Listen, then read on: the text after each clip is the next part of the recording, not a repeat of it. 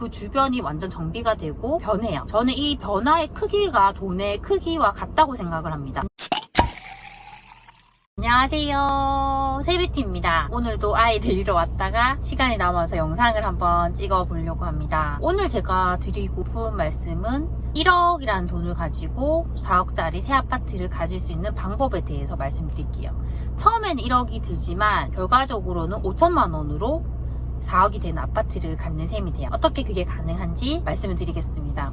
저는 전국을 항상 분석을 해요. 그렇게 분석을 많이 하는데 요즘에는 제가 비규제 지역에 있는 소도시를 분석을 많이 합니다. 이렇게 하면서 재건축, 분양권, 기축 아파트 종목별로 다 분석을 하게 돼요. 최근에는 분양권 상태인 곳을 발견을 합니다. 이 지역 전반적으로 아직까지 상승 흐름이 많이 가지 않았고 당연히 이 분양권도 입지가 좋음에도 불구하고 아직까지 많이 오르지 않은 상태였어요. 제가 확인했을 때는 분양가 3억 5천에 프리미엄이 5천만 원 정도였어요. 중간층 정도 되는 그런 물건이 프리미엄이 5천만 원이고 그것보다 더 컨디션이 좋은 것들은 프리미엄이 6천만 원, 7천만 원 정도 그런 상태였어요. 저희가 분양권 투자를 할 때 어떻게 돈이 들어가는지 잠깐 설명을 드릴게요. 분양권은 프리미엄에다가 분양가의 10%를 합친 금액을 먼저 지불을 해야 합니다. 그렇게 보면 이 단지를 내가 프리미엄 5천에 산다고 하면 5천만 원에 아까 분양가가 3억 5천 이라고 했으니까 3,500만 원이에요. 그래서 8,500만 원 정도가 들어갑니다. 이렇게 하고 매도인이 중도금 대출을 받은 경우에는 매수자는 중도금 대출을 은행에 가서 같이 승계를 하시면 돼요. 이렇게 쭉 가지고 가시다가 잔금 시점에 내가 실입주를 하지 않을 거면 이곳은 비규제 지역이기 때문에 전세를 줄 수가 있어요. 제가 소장님께도 여쭤보고 주변 아파트의 전세가를 봤더니 3억 5천 정도예요. 보수적으로 봐서 3억 5천에만 전세를 맞추어도 내가 4억에 샀으니까 5천만 원이면 되는 거예요. 그래서 분양권 같은 경우는 초반에는 프리미엄을 지불해야 되기 때문에 투자금이 많이 들어요. 하지만 등기를 치게 되면 전세를 맞추게 되면서 내 돈이 어느 정도 회수가 됩니다. 이렇게 보면 8,500만 원이 들었다면 등기를 치게 되면 3,500만 원 정도가 회수가 되는 거고 내 돈이 1억이 들었다면 5천만 원 정도가 회수가 되는 셈이에요. 저는 분양권 투자가 되게 매력이 있다고 생각을 합니다. 그리고 분양권 투자 같은 경우는 최근에 양도세율이 인상이 되었어요. 등기를 치기 전까지는 10%의 양도세율이 적용이 돼요. 그래서 양도세가 너무 세기 때문에 요즘에는 분양권을 매수를 하게 되면 등기를 치는 걸 추천을 드려요. 등기를 치시고 주택인 상태에서 2년 이상 보유하시게 되면 일반 과세로 팔 수가 있습니다. 요즘에 이렇게 입주를 하는 단지들을 보면 예전에는 매매를 하는 물건들도 많았는데 요즘에는 거의 대부분이 실입주 아니면 전세를 맞추는 물건이 많아요. 그렇게 되면서 상대적으로 입주장에 전세 물건들이 많이 몰리면서 전세를 조금 놓기는 힘들어지는 것 같아요. 분양권 투자에 대한 이런 트렌드도 좀 변하는 것 같아요.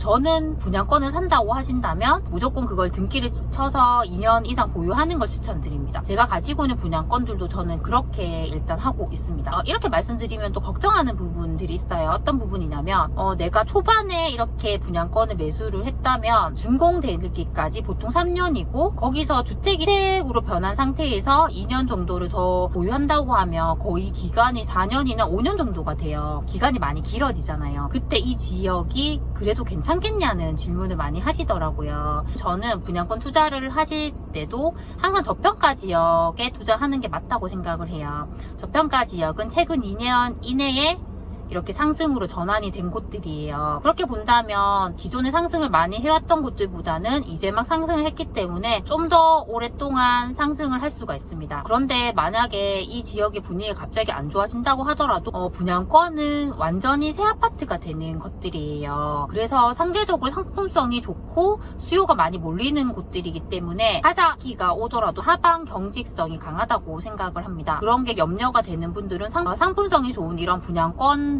보시는 게 저는 좋다고 생각을 해요. 분양권은 우리가 매수하려고 할 때 언제 사야 될지 고민을 많이 하세요. 저는 저평가 지역이라고 하면 초반에 살수록 더 좋다고 생각을 합니다. 이런 규제 지역의 분양권 같은 경우에는 계약을 하고 나서 바로 전매를 하실 수가 있어요. 그때 초반 프리미엄이 붙기 시작합니다. 초반 프리미엄이 1억 이하라고 하면 저는 충분히 매수를 검토할 수 있다고 생각을 해요. 우리가 분양권을 매수를 할 때는 항상 주변에 있는 신축 아파트와 가격을 비교해야 돼요. 분양가와 프리미엄을 합친 금액을 주변 신축 아파트와 비교했는데도 비슷하거나 더 싸다고 하면 충분히 검토할 수가 있습니다. 나중에 이 분양권이 새 아파트가 됐을 때는 기존에 있던 그런 신축 아파트보다 훨씬 더 상품성이 좋아져요. 그렇기 때문에 더 많이 오를 수 있는 여지가 많아요. 그렇게 비교를 해서 사시면 되고 초반에 살수록 더 유리하다고 생각을 합니다. 이런 저평가 지역인 곳들은 앞으로 계속 상승을 하기 때문에 초반 프리미엄이 더 싸요. 갈수록 프리미엄이 더 많이 붙기 때문에 저는 그렇게 사시는 게 훨씬 좋다고 생각을 합니다. 제가 봤던 이 분양권 같은 경우는 바로 인근에 최근에 입주를 한 아파트가 있어요. 분양권 같은 경우는 입주를 하게 되면 매물이 잠기게 됩니다. 매물이 잠기고 2년 동안 거의 거래가 되지 않아요. 그래서 이 시세를 확실하게 확인할 수는 없어요. 전세를 맞춘 매물이 많기 때문에 전세 계약이 만료가 되는 2년까지는 거의 매물이 나오지 않습니다. 하지만 드문드문 이렇게 거래가 되는 물건들이 나오는데 가격이 훨씬 많이 올라와 있어요. 하나씩 물건이 나오는 것을 보면 가격이 많이 올라와 있는 상태더라고요. 그래서 분양권은